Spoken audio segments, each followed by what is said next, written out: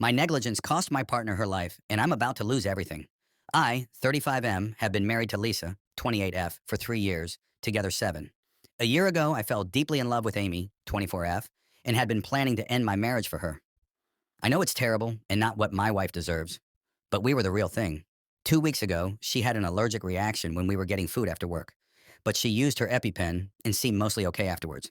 She usually gets checked at the hospital after a reaction, but I asked if I could take her home and she could get her friend to drive her there because my wife was expecting me back. All I know is that she had a secondary reaction that evening and died. I didn't even find out about it until the following Monday through a work email. It has been eating me up ever since, and I will never forgive myself for not sacrificing an hour of my time to possibly save her. I sent some childish messages to Amy when I didn't hear from her over the weekend and because I thought she was angry I didn't take her to the hospital. I am thankful she never saw them and ashamed that I assumed the worst.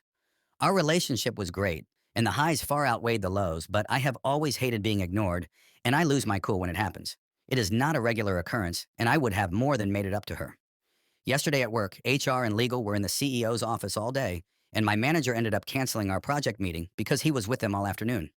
I was on edge, but an affair isn't exactly a corporate crisis, and I thought something would have already happened if anyone knew. I am now 99% certain it was about me. A few hours ago, I received a message from Amy's phone which said, "This is Amy's brother, Tom. I want you to know it was me." I tried to call, but it went straight to voicemail, and none of my messages have been delivered. I tried to call my manager more times than I should have, and he sent a message saying, "Please don't contact me until Monday morning. I can't discuss anything with you right now." So it looks like my universe is going to collapse. I am going to be fired, and my wife will definitely find out why. All I can do is hope that Amy's brother only showed them the messages from that weekend, and they were bad enough. I have no family except my wife and daughter, and nowhere to go. All of my friends are either people I've met through my wife or my colleagues. On Monday, everything I've spent over a decade working towards disappears. I can't stop it. I can't talk to anyone about it. So here I am. I know cheaters are the devil, so I'm not expecting sympathy, but this is making my chest hurt, and I need to get it out there. I have been consistently harassed for an update since posting, so please take it, gloat because you're such wonderful people in comparison, then stop following me around Reddit. I am suffering in the wake of my infidelity and unprofessional behavior as I knew I would. I understand that it is an appropriate outcome, and I'm taking full accountability. I was suspended from work on Monday, and I'll probably be fired sooner than I thought. I'd hoped to be able to save money as HR built their case, but it looks like Amy's brother basically performed the entire investigation for them. After an excruciating 3-hour run through of everything they had, I spoke to the founder, and he recommended the solicitor I am now using. The issue is that the company has to come down hard to protect themselves, because even though Amy's family doesn't have much chance of a claim, any suggestion of a cover up could cause damage regardless. The founder still thinks my offer to pay them back will keep it out of court, and some more information has come to light, so it's not certain I won't be prosecuted, but I'm quietly hopeful. I can't afford to keep the solicitor if this goes much further, especially with a divorce on the horizon. Things are not good with my wife. I'm still committed to making this as easy as possible for her, but I had to draw a line when it came to my daughter. When I got home from being unceremoniously escorted out of my office, she already had a bag packed for me. She wouldn't let me wait at the house until my daughter was back. She wouldn't let me check. I had everything I needed. She wouldn't let me take the car, and she didn't care that I had nowhere to go. I spent 2 nights in a hotel, then went back when she refused to let me see my little girl. She tried to stop me, but we own the house jointly, and it was my only option. My wife has family she could stay with, but she won't leave our daughter here, and she's absolutely not taking her. So we're at a stalemate right now. I'm keeping out of her way as best I can, which I appreciate is the least I can do. The Amy situation is quite difficult to talk about, and a lot hasn't sunk in yet. It turns out that she didn't love me as much as I loved her, if at all.